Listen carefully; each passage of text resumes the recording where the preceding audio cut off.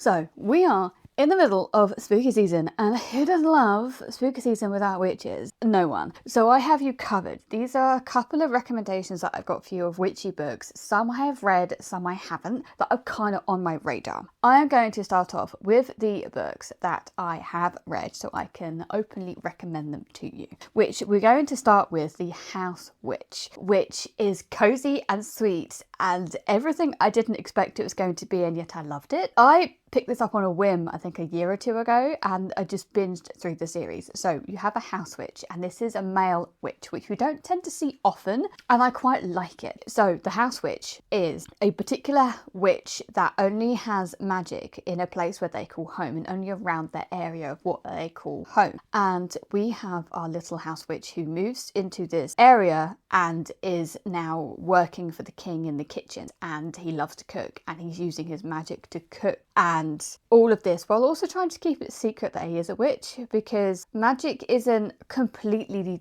looked on well, it is looked on favourably, but he doesn't want to be kind of used and stuff. So he's keeping it hiding for us for a bit. And I like how the author wove that around of kind of trying to make the new cook be like, no, I'm fine on my own. And then he just does it on his own. And everybody's like, how do you do that? How do you cook so nice stuff? And even like there's little one or two sentences which is alluring to the guards of being just happier because he's cooking a good food and he's putting magic into it, and it's so sweet. But there's also kind of a mystery woven throughout as well, how the king ends up discovering he has powers and is utilising him as the house cook. There's a little cat familiar. There's a romance that kind of brews through this, which is kind of forbidden romance. And it was just sweet and just almost perfect for kind of cozy nights as we're kind of getting into, I don't know where you are, but over here in England, it's starting to get cold. And I like it. I like sitting under my blanket with a book and fire on the TV in the background, because I don't have a fire in the house, you know, not good. So The House Witch is just absolutely perfect. I absolutely adored it. Oh, I kind of want to go back and reread it now. Then next up we have Rewitched by Lucy Jane Wood. This, I think, has been marketed a little bit as a romance. And while the romance is there, it's not the forefront of the story, which is kind of confusing me why. This is the only one where I kind of go, what? Because it's a cozy story at heart, and it's more of a story around the main character, Bella. I think her name's Bella. We're going with it. So she is running this bookshop, and she's been offered a couple of times to take over it, but she suffers with a lot of anxiety. She's like, I can't do it, which is honestly relatable. I did really, really relate to the anxiety rep in this. Like, I was like, oh my god, that's me. What is going on? But she's coming up to her 30th birthday, and she is a witch and part of this coven. But on her 30th birthday, they do these kind of trials that nobody really tells you you're going to do them until you get this letter, because it's this whole thing. You can't be like, I don't know, training for it, or I don't know. It's a kind of a bit of a traditional thing that they do, and the reasons of holding up this tradition is a little bit shit. That's the kind of vibe it's giving. But she doesn't really get her letter. She just misses it, or somehow something goes wrong. But then she has this handsome guy come in who actually mentioned it, and she's like, what? So he ends up giving it to her, and then she realises she has to perform all this magic and go through these trials to be then accepted into this coven. And if she's not accepted into this coven, to stay in the coven, I think more what I'm meaning is she could lose her magic completely. And while she's not a particular witch who is using magic all the time, she is somebody who still uses it a little bit as well. So she is trying to battle that, but then she fails the trial. But there is a loophole, is that she can retake them in a month, which I think happens to be on All Hallows Eve. And after some training, we're under another witch in the coven, and they tend to choose this particular witch who he was accused and suspected of something very nefarious, and everybody in this particular coven is like, you can't go, no, you can't go for him. He is not a good guy. He's not good. That kind of vibe. So, but anyway, she ends up going with him to learn, and things are just not as they seem. And there is a slight romance brewing through them all as you go through it, which is really quite nice. But it was the coziness of it. It was the friendships, and how, especially between the friendship between the main character and her best friend who she's living with, who doesn't know she's a witch, like the strain between that and how it all comes together, the anxiety that is there. And then Bella actually realizing, actually, do you know what? not know and standing up for herself by the end of it, and it all came together really well. It is a standalone. The other author does have another book that I will probably touch on a little bit at the end of this, but from my understanding, it's not really tied to this book. I think you could do either or. I haven't read the other one yet, so I can't really tell you. But I just know it's like set in the same world, which same world is our world. So take that with what you will.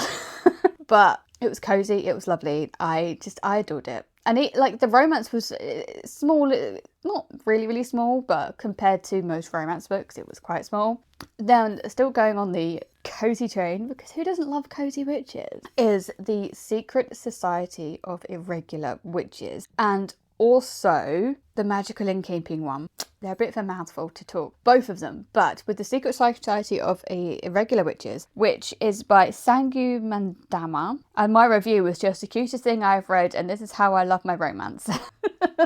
I would read every book in this world, and that is true, because I have read the sequel, A Witch's Guide to Magical Innkeeping, and I got an arc of that and absolutely adored it. Oh my god, I was just head over heels in love. So with the Magical Innkeeping one, there you have this witch who saved a member of her family, like her aunt, but it did her a big cost, because her aunt was having like some sort of stroke, like was dead, dying, that kind of thing, and she was a child when she did it. So but with doing that, she forego a lot of her magic, and she was one of the most powerful upcoming witches, and she was under the tutelage of one of the worst people in power. You know, people in power who use you and abuse you, but doing it subtly with words and just being that kind of vibe. Yeah, that's kind of what he is. Like, class A dickhead. Then we actually start the actual story. So this is kind of the bit before the story, and she's now running this magical innkeeping place, which in and of itself is such a sweet little place. It's a house that's like full of magic that has people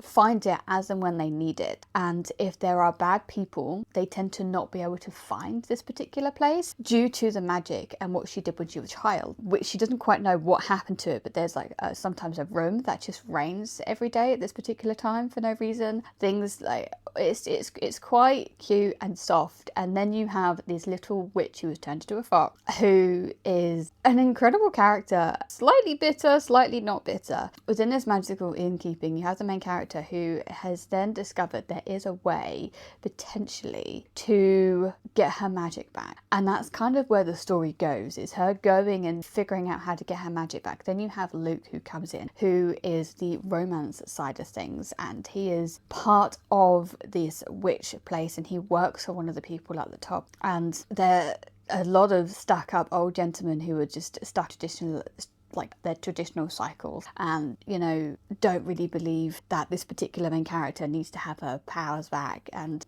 everything that's just going with it. And the ending of it was kind of sweet but slightly bitter at the same time, but it kind of fit for what was happening, and I really did like how the journey went on. You have an autistic side character, which I think was done really well, how she was just like non-verbal, and how their parents were struggling, but like her brother was dealing with her all the time and could cope with her and understood all of this, and she loved being in this countryside, in this magical innkeeping place, because I totally get it, and it was just lovely. And how he was trying to help his little sister, but again, it's hard, it's difficult, especially when they can't really express themselves very well. And then how the magic was coming around, how they were teaching her how to use magic at the same time, from this like own found family that was built up from people who were like outcasts who don't care, and it was just so sweet. It was just so sweet. And then you have the very secret society of irregular witches,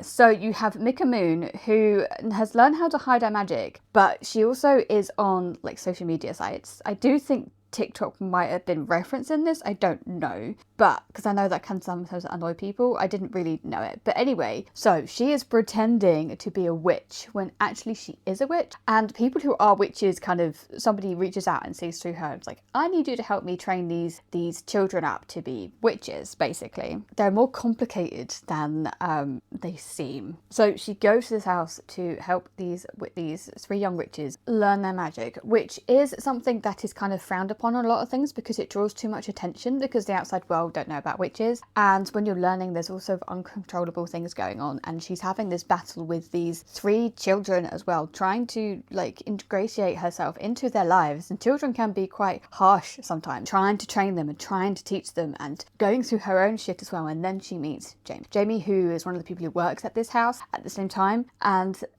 who is a handsome and prickly librarian. And he would do anything for the children, which is, I really did like him, and I liked the main character, and I liked how it all kind of came together. So it is very much a fan family trope. It's very much, yes, there is the romance, and I did like the romance. At the same time, I really liked how the relation her and the children was kind of building up and going through, and things that were happening, and then something comes that could potentially destroy the found family that is being built, and that's kind of the story. And I did really, really enjoy it. I had a really good time with it. I think I prefer Magical Innkeeping if you told me to pick, but I did like both of them. Now we are going to talk about Wayward. Wayward by Amelia Hart. This is a standalone, and it's kind of historical because it's told in 3 different timelines. And I absolutely fell in love with this book. Head over heels. It was amazing. It's very much women empowerment and slight female rage. Not like a female rage book, but you would feel female rage as you're reading this. The historical accounts, it's not historical in the sense that it's plucking from real stories, but it's kind of historical in the sense on how people used to treat women and how easily they would just blast people as witches, and then you'd be hanged, you'd be damned, you'd be all of this. So you have 2019 Kate, who is fleeing London from her abusive ex, down to this strange little cottage that she has found she has inherited from this aunt she didn't really have much to do with. And things aren't really as they seem at the house or at the place. And as you go through the book, you understand this is one of the places that was in a different timeline at the same time, although Kate, I don't really think realises that as she's reading it as she's there. Then you have 1619, which is Athla, who is awaiting trial for the murder of a local farmer who was stampeded to death by his herd. As a girl, Athla's mother taught her their magic, a kind not rooted in a spell casting but in deep knowledge of the natural world. But unusual women have always been deemed dangerous, and as the evidence for witchcraft is set out against Athla, she knows it would take all of her powers to maintain freedom. I liked her story, opening her story with her already on trial, everything that's going through of being on trial, as well as trying to unpick on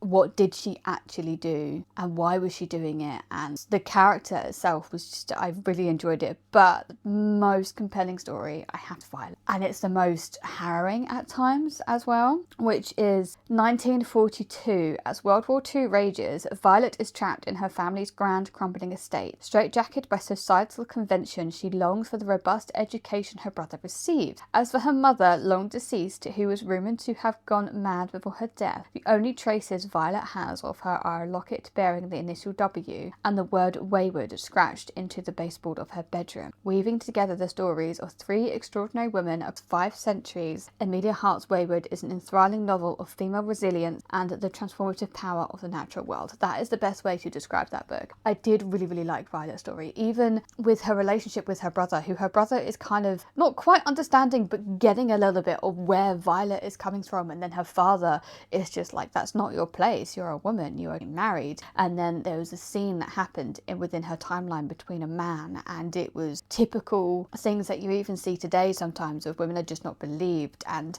what really did happen to her mother, was her mother actually mad and insane, or was it something else that the men in her life did? And it all centered around Wayward.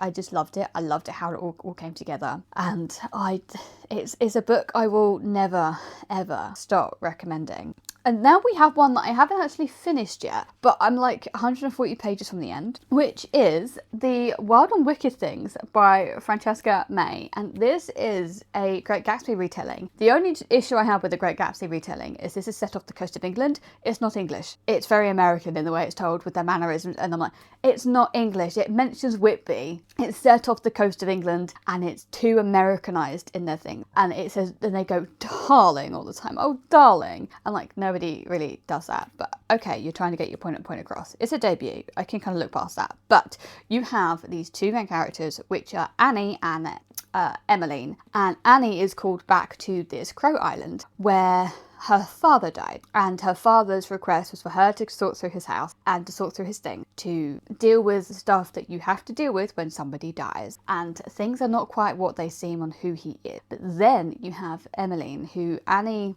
is living next to temporarily while she's sorting through her father's thing. And people have warned her about this particular house, about Emmeline, about witches, and people know about witches, but witches has just been outlawed because this is set around the time of World War One, World War Two, but the war was alluding to the witches were being the problem, and there were things happening that happened on the front, and it was more harrowing because of the witches, that kind of thing. And so being a witch is now illegal, but this particular Emmeline and her neighbours, everybody knows that they hold these parties and they might do illegal, like with witches, like with brewing stuff that they shouldn't be brewing. There is a romance involved with this. There is Annie's best friend who she finds on this island, who things end up getting a bit messy. There's a murder involved. And the way that magic is done in this is what I like in my witches. I don't like them just waving their hands and magic happen. This is blood magic. This is magic that's pulling from deep inside you. This is magic that has a big cost. And the big thing with the cost and what's happening is the biggest drive of this story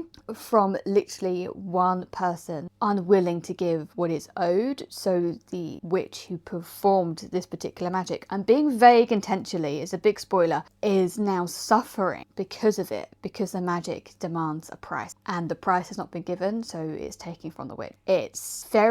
I'm liking the relationships more in this than I am around the whole like the Gatsby thing. And yeah, it's not English as it should be considering it's set off the coast of England, but the relationship between them all, the messiness of happening that's sort of going around, the secrets that they're trying to keep from a lot of people that's happening. And I haven't got far to the end, and I've got a feeling that someone who was trusting and appeared innocent isn't going to be as innocent as they did appear, or they're going to be after something. But I am liking it. I don't recommend the audiobook for this because I did originally DNF this via an audio, but I'm liking it when I'm physically reading it, so I'm probably going to finish that today. So by the time this video goes up, I would have finished this, and hopefully I will let you know if it still stands. My thoughts still stand on this from the ending. So those are the witchy books that I've definitely read, and I would definitely I'm saying I'm recommending even though I've got 100 pages left on the Wild and Wicked things, but we're just going to roll with it. These are now the books that are on my radar to read that I haven't quite read yet, and I'm going to cheat a little bit, and I'm going to put Uncharmed by Lucy Jane Wood because I just loved book one. So again, it's another cozy fantasy, so perfect if you want this little cozy vibe. Annie Wildwood is practically perfect in every which way. Her life is a haze of pink, magic and impossibly high standards, but when she is tasked with mentoring a troubled teenage witch with extraordinary powers, Annie's charmed existence is quickly thrown into utter chaos. That kind of reminds me a little bit of a very secret society of Irregular witches, but I don't think it's going to be exactly the same. So I'm curious to get to it. It's only came out this year. So Lucy Jane Wood has just the way she wrote Rewitched made me think, yeah, I'm going to read more of her work. Then we have The Honey Witch, which I've been eyeing up since it came out, and I don't know why I haven't got it yet. The Honey Witch of Innisfree can never find true love. That is her curse to bear. But when a young woman who doesn't believe in magic arrives on her island, sparks fly in this deliciously sweet debut novel of magic, hope, and love overcoming all. 21-year-old Marigold Claude has always preferred the company of the spirits of the meadow to any of the suitors who've tried to woo her. So when her grandmother whisked her away to the family cottage on the tiny island of Innisfree, with an offer to train her as the next Honey Witch, she accepts immediately, but her newfound magic and independence come with a price. No one can fall in love with the Honey Witch. When Lottie Burke, a notoriously grumpy skeptic who doesn't believe in magic, shows up on her doorstep, Marigold can't resist the challenge to prove to her that her magic is real. But soon, Marigold begins to care for Lottie in a way she never expected, and when darker magic awakens and threatens to destroy her home, she must fight for as much more than her new home, at the risk of losing her magic and her heart. That sounds so cozy, and I immediately want to pick it up. I might have to go to the bookstore and actually get a copy in my hands, and because it just sounds the absolute sweetest. Oh my god, it's gay. It's gay. Gay witches. Who doesn't like gay witches? those are some witchy recommendations that I have read and some that are on my radar. If you have any recommendations, please drop them down below and we can discuss them, because I absolutely adore witches. Everything about them. Who doesn't like witches? If I could, I would be one. But on that note, I hope you enjoyed. Stick around if you want. Subscribe, like, leave me a comment below. And if you have nothing to say, leave the little witch emoji with a witch hat down below. And I will see you in the next one.